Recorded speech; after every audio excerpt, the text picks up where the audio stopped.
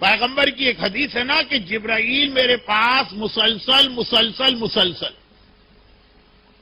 چار چیزوں کی اتنی سفارش کرتے رہے.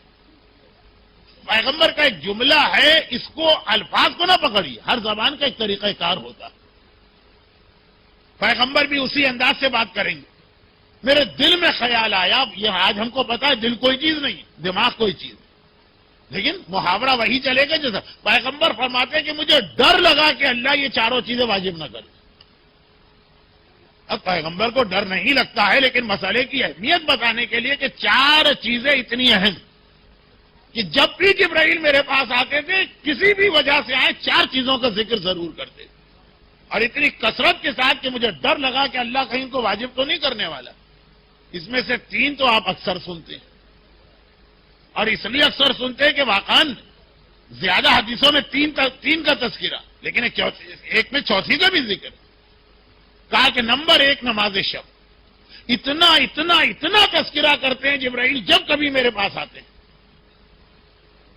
کہ مثلا جب آتے ہیں ضرور پوچھتے ہیں کہ یا رسول اللہ آپ نے نماز شب پڑھ لی؟ فجر کے بارے میں سوال نہیں، مغرب عشاء کے بارے میں سوال نہیں، کہ مجھے ڈر لگا کہ کہیں میری امت پر نماز شب واجب نہ ہونے پائے.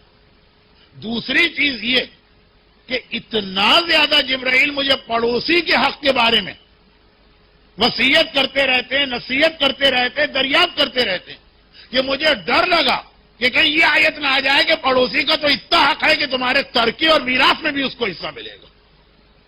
اتنا زیادہ ذکر پڑوسی.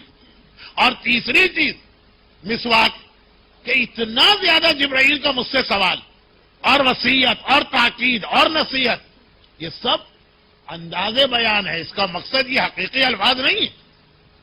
پیغمبر کو ضرورت ہے کوئی مسواک کی، لیکن محمد کو سمجھانے کے لیے کہ مجھے ڈر لگا کہ مسواک بھی اسلام میں نماز اور وضو کی طرح واجب نہ ہو جائے.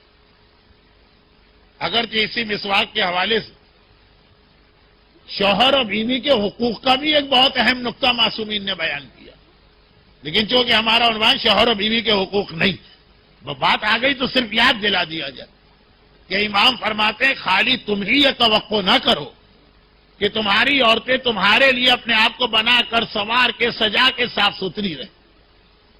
یہ توقع شروع ہوتی ہے شادی سے پہلے کہ انتہائی بشکل اور بدصورت آدمی بھی اپنے لیے ملکہ حسن چاہتا.